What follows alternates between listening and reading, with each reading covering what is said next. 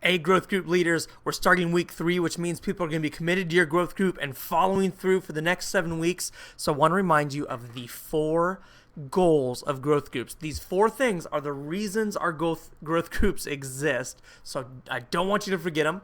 Number 1, changed lives.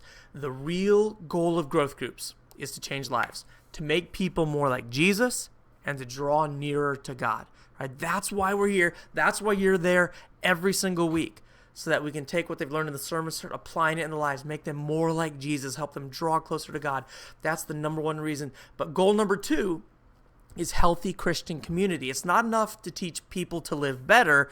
We just help them live together. So spending time on building relationships in your group is never wasted.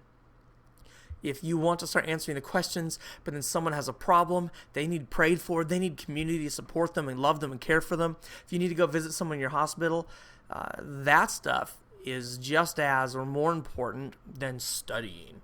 Studying has the goal of teaching us to love God and love each other.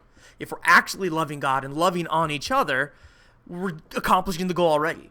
So goal number 1, change lives. Goal number 2, healthy Christian community. You are, in a sense, those people's pastor to care for them when they're in need and to encourage your group to care for them. Number 3 explains this. It's provide care. These groups should be the hands and the feet of the church. So if someone gets sick or needs to move or whatever happens, the growth group is their closest community at Revolution Church. You care and love for each other there. Got to be doing that. So change lives, healthy Christian community, providing care. And number 4, this goal is to cultivate leaders.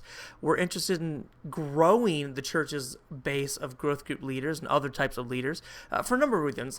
First, so that you don't have to be leading a growth group 50 years from now, and so that other growth groups can start. So we can have more growth groups the next round as more people join in. We have more people this time than we had last time. Next time, we're going to have more people sign up than we had this time.